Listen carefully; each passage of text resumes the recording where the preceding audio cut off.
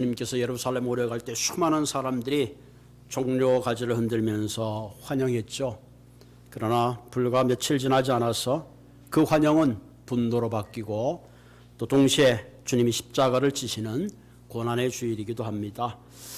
특별히 우리가 종려 주일을 맞고 고난 주일을 지나면서 우리가 예수님의 마음, 그분의 마음은 어떤 마음이었을까 함께 생각해 보기로 합니다.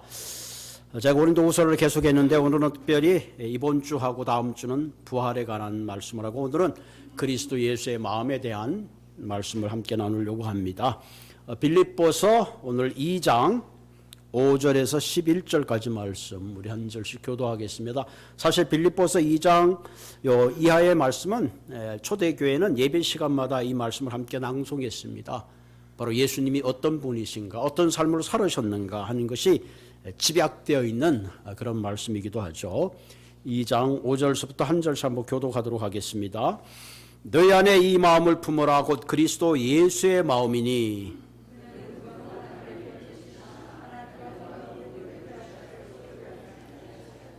오히려 자기를 비워 종의 형체를 가지사 사람들과 같이 되셨고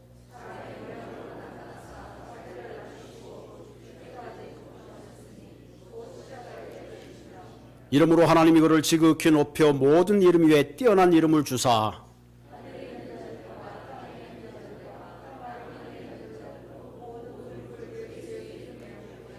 함께 읽겠습니다. 모든 입으로 예수 그리스도를 주라 시인하여 하나님 아버지께 영광을 돌리게 하셨느니라. 아멘.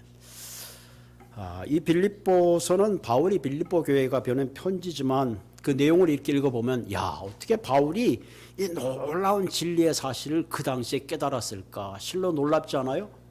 우리야 이제 기독론이나 여러 가지 성경을 많이 읽고 이제 2000년 지나서 그 어떤 것들을 이렇게 보는 눈이 바깥에서 볼 수도 있었지만 그 당시 그 안에서 예수 그리스도에 대해서 이렇게 깨닫고 표현할 수 있었다는 것은 실로 하나님의 영적 계시가 아니고는 깨달을 수 없는 그런 진리의 말씀이 아닌가 그런 생각을 하게 되죠.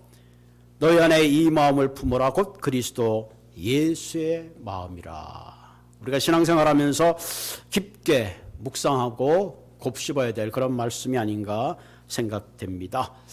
기독교 신앙의 핵심을 여러 가지 말로 할 수 있겠지만 저는 기독교 신앙의 핵심은 변화된 마음이라 그렇게 생각을 합니다. 누구든지 예수를 만나면 가장 먼저 찾아오는 것이 심령의 변화, 마음의 변화가 찾아옵니다. 우리가 삭개오 이야기 알죠? 저도 그 인연주학교의 그 삭개오 얘기를 참 재미있게 했던 선생님 기억이 나요. 뽕나무라 그러지만 사실 피그줄이겠죠. 삭개오가 예수님이 지나가는 그 순간에 기다리고 기다렸다가 키가 작아서 뽕나무로 올라갑니다. 그때 거기서 예수님을 만나게 됐죠. 삭개오야 삭개오야. 그 부르는 예수님의 음성을 따라 내려왔죠. 이 삭개오는 세리장이었어요. 그 당시에 굉장히 부유한 그런 삶을 살았지만 많은 사람의 멸시천대 속에 사실 있었어요. 그때에 예수님께서 그의 이름을 부르는 순간에 그는 기쁜 마음으로 예수님을 영접하고 이렇게 고백하죠. 예수님, 내가 그동안 다른 사람들의 세금을 갈취했는데 이제 내가 그 갈취하는 사람이 아니라 내가 있는 것들을 다 변상하고 나누어 주겠습니다. 예수를 만나는 순간에 삭개오는 더 이상 세리장의 삶이 아닌 토럴리 다른 삶의 길을 가게 되죠. 여러분, 수가성 여인은 남편이 5이나 있었습니다. 첫 번째, 두 번째, 세 번째, 네 번째 5병의 남편을 새로운 남편을 찾아 떠나는 그런 갈증의 여인이었어요. 이러던 여인이 예수를 만나는 순간에 그가 가지고 있던 인생의 모든 갈증이 해결되고 물덩이를 던져버리고 내가 예수를 만났다, 메시아를 만났다는 새로운 삶의 증인으로 거듭나게 되었습니다. 예수님의 수제였던 베드로는 그물질하던 그런 어부였습니다.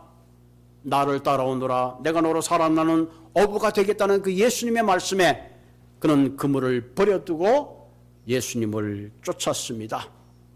이처럼 예수님을 만났던 수많은 사람들은 그 부름에 반드시 놀라운 변화가 일어났습니다. 오늘 저와 여러분들은 이 시간에 예수를 믿고 여기 앉아 있는데 과연 내가 예수를 따라 예수를 믿으면서 과연 내게는 어떤 큰 변화가 찾아왔는가 한번 생각하는 시간이 되시기를 바랍니다. 어떤 변화가 찾아왔는가? 제가 이 말씀을 준비하면서 과연 나는 예수를 믿고 내가 목사가 되었는데 이때까지 과연 어떤 변화가 찾아왔는가?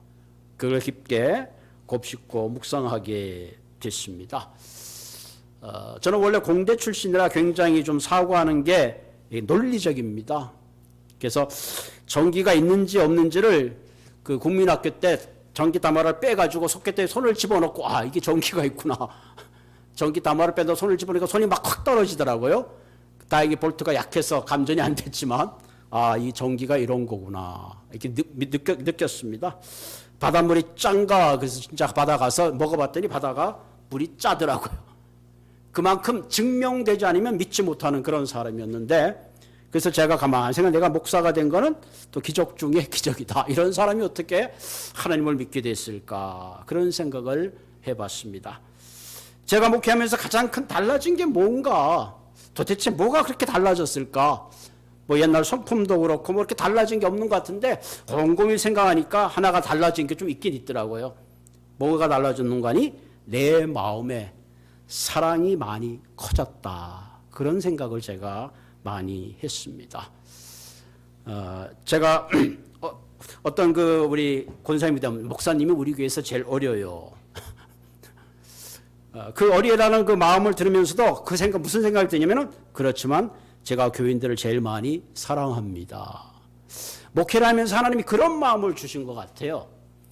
성도님들을 한 분 한 분을 가슴에 품고 사랑하는 마음을 주셨다. 하나님이 그게 내가 목회를 하면서 주신 가장 큰 변화가 아닌가 그런 생각을 합니다.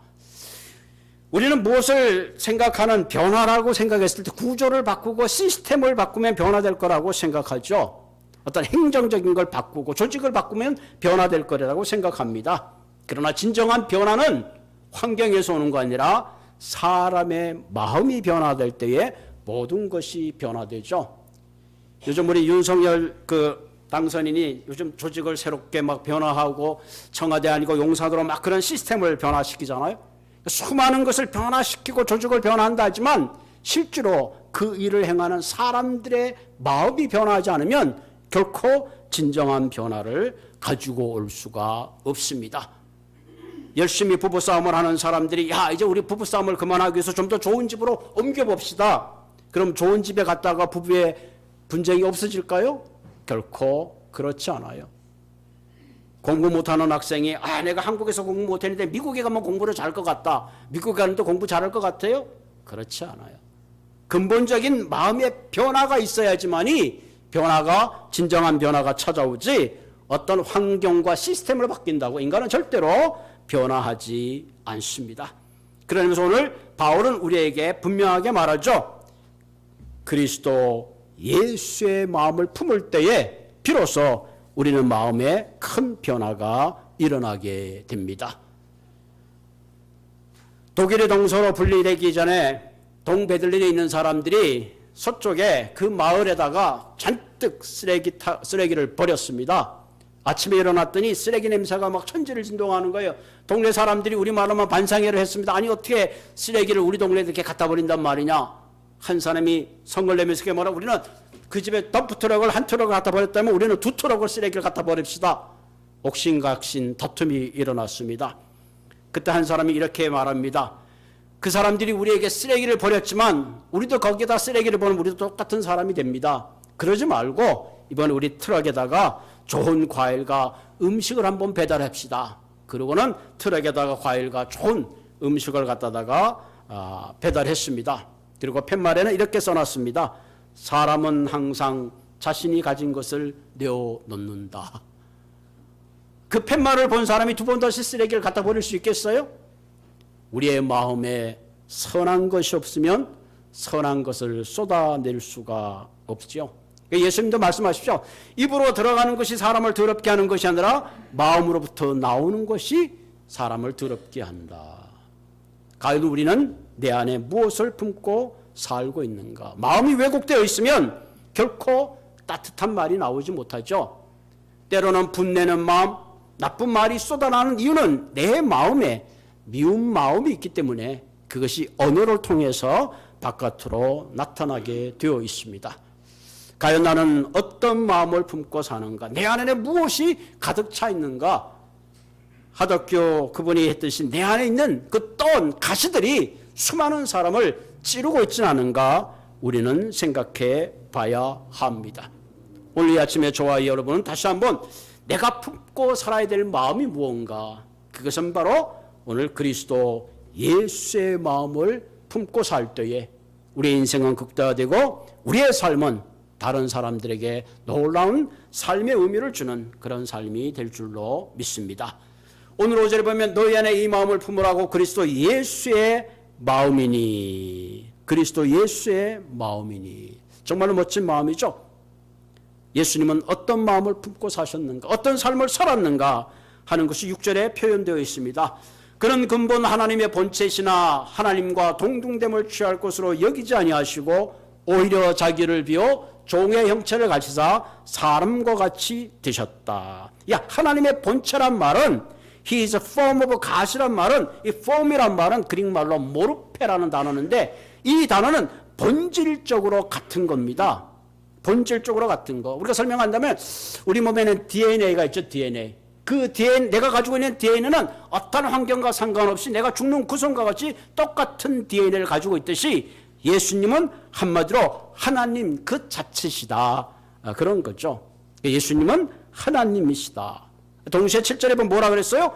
자기를 비워 종의 형체를 가져 사람이 되셨다. 100% 하나님이신데 스스로 자신을 버려서 종의 모습을 가져서 사람의 모양이 되오셨다. 그러는 거죠. 근데 기독교론에서는 예수님은 100% 하나님, 100% 예수님. 그래서 성부, 성자, 성령, 이게 삼위일체로 우리가 이야기하고 있죠. 8절에 보면 사람의 모양으로 나타내서 자기를 낮추시고 죽기까지 복종하셨으니 곧 십자가에 죽으심이라.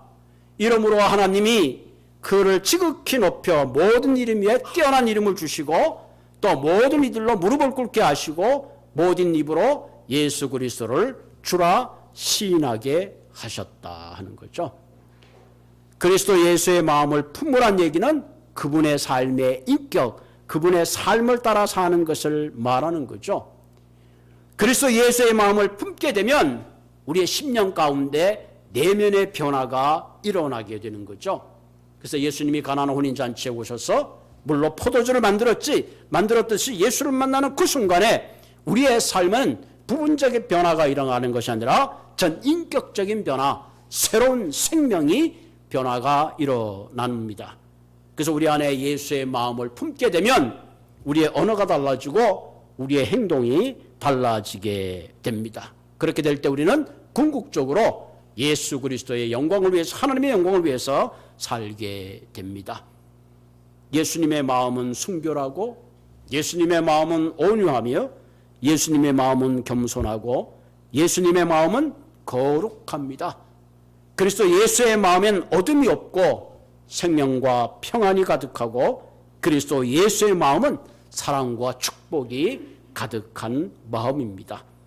그래서 여러분 갈라디아서 5장 22절에 보면 내가 그리스도를 만나는 그 순간에 내 안에 성령이 계시죠. 그러면 내주하시는 성령이라 그러죠. 그 성령께서 내 안에 그리스도의 성품을 만들어가서 열매를 맺게 하죠. 그것이 우리가 아는 갈라디아서에 있는 성령의 열매입니다. 부족했던 사랑이 부유한 사랑으로 채워지게 되고 화평하게 되고 오래 참게 되고 양성하게 되고 충성하게 되며 온유하고 절제되는 이런 놀라운 성품들이 저와 여러분 가운데 하나하나 열매를 맺게 된다는 사실입니다. 그럼 우리가 그리스도 예수의 마음을 품을 때에 과연 우리의 심령 가운데, 우리의 삶 가운데 어떤 특징들이 나타나는가? 첫 번째는 비움의 삶으로 나타납니다. 우리가 예수의 마음을 품을 때 가장 먼저 일어나는 변화는 비움의 삶, 내려놓음의 삶입니다. 본문 6절에 보면 그는 근본 하나님의 본체시나 하나님과 동등됨을 취할 것으로 여기지 아니하시고 오히려 자기를 비워 종의 형체를 가셨다. 자기를 비웠단 말은 포기하셨다. 예수님은 하나님과 동등된 영광과 권세를 취할 수 있는 마땅한 권리가 있지만 그 모든 것들을 비워내셨다 하는 것입니다. 오늘날 우리의 인생의 가장 큰 문제는 우리가 우리 자신을 비우지 못해서 많은 문제들이 생기죠. 내 안에 내 자아로 나 중심으로 꽉 채워져 있기 때문에 우리는 결코 포기하고 내려놓지를 못하는 거죠. 그래서 우리가 뉴스나 신문지상에 보면 재산이 있는 사람들은 그것 때문에 때로는 부부가 갈라지고 때로는 형제가 싸우고 그런 경우를 우리가 종종 보게 됩니다. 특별히 빌립보 교회는 바울을 도왔던, 사역을 도왔던 큰 위로를 줬던 그런 교회입니다. 그럼에도 불구하고 자신의 특권을 내려놓지 못해서 종종 큰 싸움이 일어났습니다. 그래서 바울은 너희들 가운데 그리스도 예수의 마음을 품으라. 그리고 그 교회에 유두계와 순두계라는 두 분이 있었는데 이분의 마음을 본받으라고 부탁하죠. 이분들은 예수의 마음을 본받아서 그야말로 하나됨의 모범을 보였던 그런 사람입니다. 우리의 삶의 모든 분쟁과 문제를 종식시키는 길은 예수의 마음을 갖는 거죠. 바울은 이 사실을 깨닫게 될 때에 자신의 모든 것을 배설물같이 여겼습니다. 바울은 그 당시에 최고의 엘리트였습니다. 어떻게 보면 교만의 극치를 달렸던 사람입니다. 그랬던 그가 예수의 마음을 품게 되는 순간에 그는 자기가 그토록 존귀하게 생각했던 것들을 배설물처럼 여겼습니다. 그래서 디모데전서 1장 15절에 바울은 이렇게 고백하죠. 죄인 중에 내가 괴순이라. 여러분 이 대목을 한번 곱씹어 볼 필요가 있잖아요. 단순한 죄인이 아니라 단순한 괴수가 아니라 내가 괴수 중에 괴수다. 이렇게까지 자기 자신을 내려놓는 순간에 빌립보서 4장 11절 12절은 새로운 것을 발견하게 되죠. 그래서 바울은 내가 궁핍함으로 말하는 것이 아니라 어떠한 형편에 있든지 나는 자족하기를 배웠노라. 나는 비천에 처할 줄도 알고 풍부에 처할 줄 알아. 모든 일 곧 배부름과 배고픔과 풍부와 궁핍에 처할 줄 아는 일체의 비결을 배웠노라. 자신의 모든 걸 내려놓는 그 순간에 비로소 바울은 모든 것들의 채워짐을 그는 느낄 수가 있었습니다. 우리 그 헨리 나운이라는 분의 책도 많이 썼는데 이분은 하버드 대학 신학교 교수입니다. 부러울 게 없는 그런 분인데 이분에게도 스트레스로 인하여 심한 우울증 증상이 찾아왔습니다.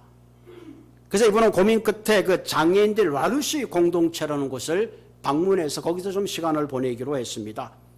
그것을 방문했는데 그 중에 한 장애인이 물어봅니다. 도대체 당신은 누구십니까? 이분은 말하기를 저는 하버드 교회 헨리 나우엔입니다. 이렇게 대답을 했어요. 그랬더니 그 장애인이 묻기를 아니 도대체 그럼 하버드가 뭡니까? 굉장히 충격이었습니다. 그래서 그는 저녁에 이분들이 하버드가 뭐냐고 물어보는 순간에 저 사람이 내게 관심을 갖는 건 하버드가 아니라 나라는 존재 헨리 나운이라는 그 자체구나. 그래서 저녁에 그는 일기를 쓰면서 그가 가지고 있던 모든 스펙들 그의 이름 밑에 있는 모든 수식어들을 지우기 시작했습니다. 그때부터 그의 마음에 새로운 평안이 찾아오고 새로운 하나님을 향한 새로운 질서가 모든 것들이 잡히는 것들을 그의 책에 기록한 것을 보게 되죠. 여러분 가끔은 사람을 소개할 때 이 명함 주잖아요. 명함에 보면 이렇게 깨알같이 많이 쓴 사람들 있잖아요. 중세한 수도원이 있는데 이 수도원은 그 지역에서 싸움을 잘하는 수도원으로 소문이 났어요. 그 감독이 한 수도원장을 그 수도원에 파송을 했습니다. 문을 두드렸더니 한 젊은 수도원장이 나타나서 삐끔 보더니 방금 들어오는 신입 수도사인 줄 알고 우리 수도원에 규칙이 있는데 처음 오는 사람은 한 6개월 동안 주방에서 청소하고 설거지해야 됩니다. 그리고 주방으로 밀어넣습니다. 3개월 동안 설거지를 하고 빨래를 하고 온갖 잡일을 하면서 그야말로 모든 걸 견뎌냈어요. 한 3, 4개월이 지나서 감독이 그 수도원을 방문했습니다. 순찰 다 방문했는데 아니 이 수도원의 원장이 어디 갔냐고 찾았습니다. 이 원장이 어디 갔냐고 물으니까 우리 원장이 아직도 도착하지 않아서 우린 기다리고 있는데 무슨 소리 했냐고 몇 개월 전에 원장을 파송했는데 아차 알고 봤더니 처음에 왔을 때 문전박대하고 부엌으로 내몰았던 그분이 바로 그 수도원의 원장이었다는 사실을 알게 됐습니다. 그래서 그 수도원에서 그렇구나. 그 수도원 원장이 성 브라던스 로렌스라는 그런 사람이라고 합니다. 여러분 우리가 진정 예수의 마음, 비워내는 마음을 갖지 않고는 결코 이 땅에 우리가 진정한 평화를 가질 수가 없습니다. 권력을 탐하는 사람은 더 큰 권력을 탐하는 거죠. 물론 여러 가지 이유로 요즘 우크라이나의 어려운 사정을 우리가 잘 알고 신문지상을 통해서 볼 때 마음이 아픕니다. 왜 꼭 그렇게까지 해야 되는가? 옛날 같으면은 전쟁에서 뺏으면 다 내 거도 되고 소유의 재산이 는다고 하지만 어떻게 보면 그렇게까지 할 이유가 아무리 생각해도 이해되지 않습니다. 왜 그럴까? 그래서 인간이 가지고 있는 권력욕과 욕심이죠. 여러분 우리는 다 지금 물질 시대에 살고 있잖아요. 과연 얼마면 우리가 만족할 수 있을까? 얼마만 만족할 수 있을까? 돈 많은 분에게 물어봤습니다. 당신은 도대체 얼마를 더 가지면 만족할 수 있습니까? 그 사람이 대답하기를 just more than I have. 내가 가진 것보다 조금만 더 있으면 더 만족할 수 있겠습니다. 이 조금만 더가 문제죠. 우리는 비우려는 의지보다 채우려는 의지가 훨씬 강합니다. 그럼 우리 안에 그리스도의 마음으로 충만하게 될 때에 우리는 다시 한번 내 마음에 채워지려는 사람이 아니라 내려놓는 내 것을 비우려는 그런 마음을 가지게 될 때에 우리는 이 땅에 진정 그리스도 예수의 마음을 가지고 모든 이들과 화합하는 그런 삶을 살게 될 줄로 믿습니다. 특별히 우리가 고난주간을 맞으면서 다시 한번 주님 앞에 비워내는 마음, 낮아지는 마음이 얼마나 귀한 것인가 깨닫는 이 시간이 되시기를 바랍니다. 두 번째 우리가 그리스도 예수의 마음은 성육신의 삶입니다. 7절에 보면 오히려 자기를 비워 조의 형체를 가지사 사람과 같이 되었고 한마디로 하나님이 사람이 되셨다. 요한복음에는 이렇게 표현하고 있죠. 말씀이 육신이 되어 우리 가운데 거하심에 우리가 그 영광을 보니 아버지 독생자의 영광이요 은혜와 진리가 충만하더라. 하나님이신 그분이 인간이 되셨다. 하나님이 내가 너희들을 사랑한다. 내 있는 데까지 너희들이 올라와라. 그러면 아무도 올라갈 수 있는 사람이 없을 거예요. 하나님이 친히 인간이 되셔서 내려오셨다 하는 거예요. 이거 대단히 중요한 팩트입니다. 하나님이 인간이 되셨기 때문에 그분은 우리의 아픔, 우리의 고통, 우리의 작은 신임에도 그분은 응답하실 수 있고 우리를 이해할 수 있습니다. 요즘 젊은 아이들에게 옛날 할머니들이 배고팠던 보릿고개 이야기하고 무슨 솔잎인가요? 소나무 껍질 벗기면 그 안에 하얀 거 있는데 그걸 죽 끓여 먹었던 얘기하면 이해를 전혀 못할 거예요. 왜? 그 시대를 지나보지 않았기 때문에. 전쟁을 겪어보지 않은 세대들은 결코 전쟁의 아픔을 피상적으로 알지 마음속으로 알 수가 없습니다. 하나님이 인간이 돼서 예수가 됐다는 것은 하나님의 그 사랑이 추상적인 사랑이 아니라 머리의 사랑이 아니라 가슴의 사랑인 것을 우리에게 말씀해 주시는 거죠. 예수님은 고통을 당하셨습니다. 예수님은 목마름을 당했습니다. 예수님은 자신이 사랑하는 제자들에게 한 번도 아니고 3번이나 거부를 당했습니다. 심지어는 수많은 사람들로부터 얼굴에 침 뱉김을 당하는 그런 경우도 겪었습니다. 마지막으로는 그토록 우주했던 자기의 아버지로부터 버림을 당하는 그런 엄청난 어려움을 경험했습니다.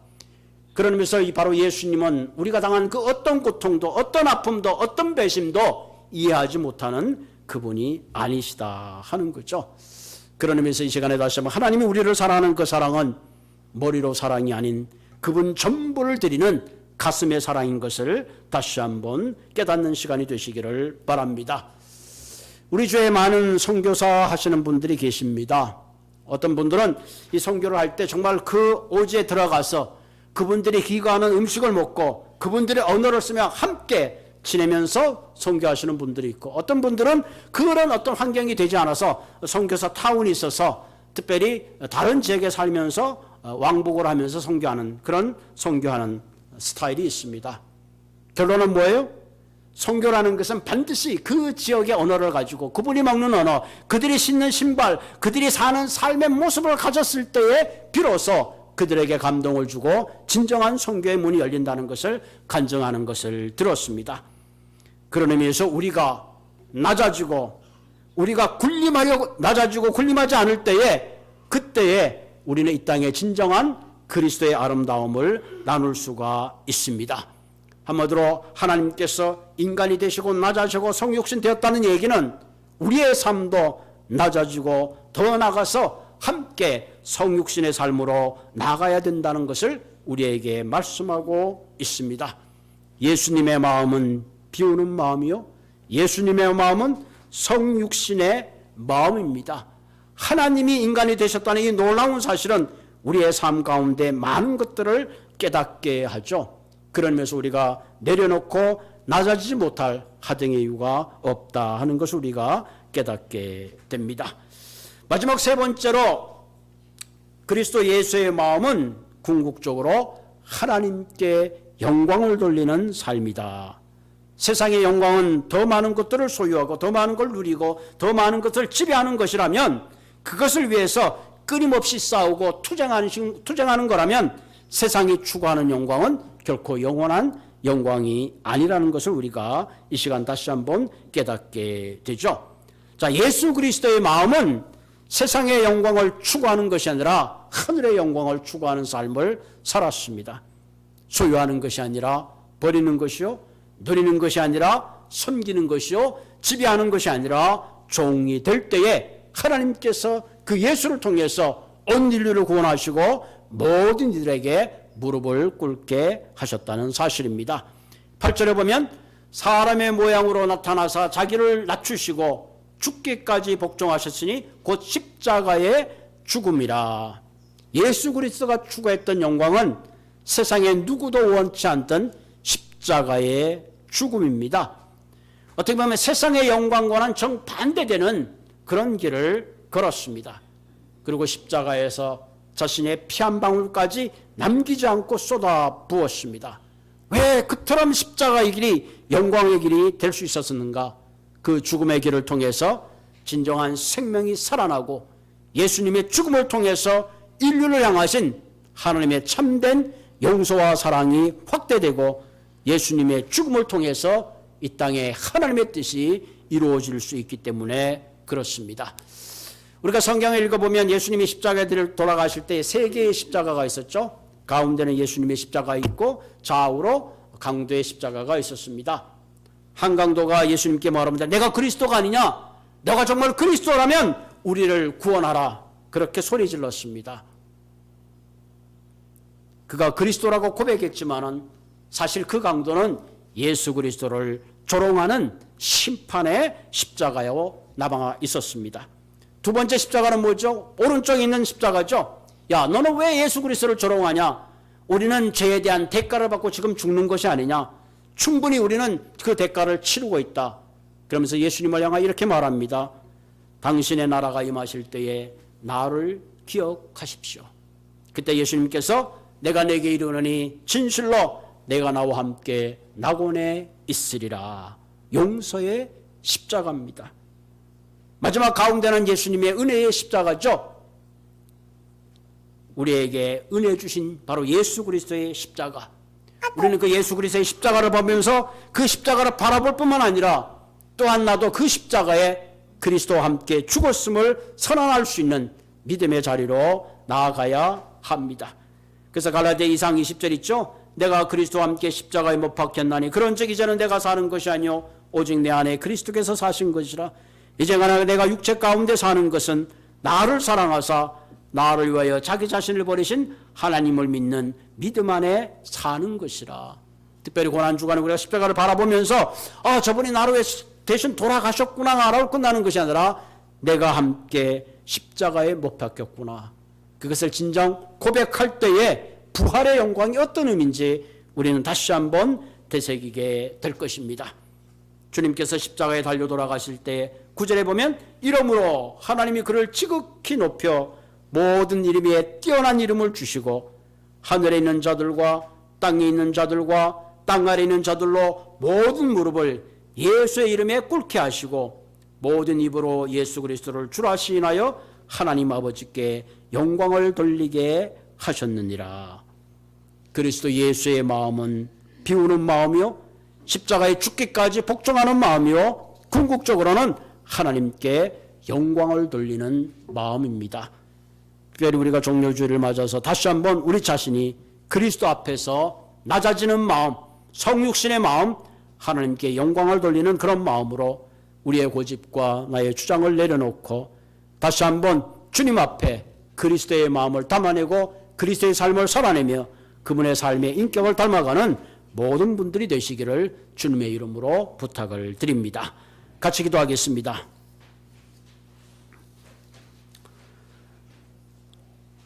살아계신 하나님, 너희는 그리스도 예수의 마음을 본받으라고 하신 하나님, 그리스도 예수의 마음은 낮아지는 마음이요 종의 마음이요 복종하는 마음이요 죽기까지 하는 그런 마음인 것을 이 시간 다시 한번 새깁니다. 무엇보다 우리의 마음에 소유와 교만과 지배하려는 그런 모든 마음들을, 내 안에 있는 모든 중심의 자아들을 다시 한번 그리스도의 십자가에 못 박게 하시고 이제 내가 사는 것이 아니라 그리스도 예수께서 내 안에 사시는 그런 마음으로 살아가는 저희들 될 수 있도록 주님 인도하여 주옵소서. 특별히 고난의 한 주간을 우리가 지내면서 더욱더 십자가를 묵상하면 묵상할수록 바울이 고백했던 내가 죄인 중에 죄인이요 괴수 중에 괴수라는 엄청난 고백 가운데 그리스도의 부활의 영광에 들어가는 우리 모두가 되게 하여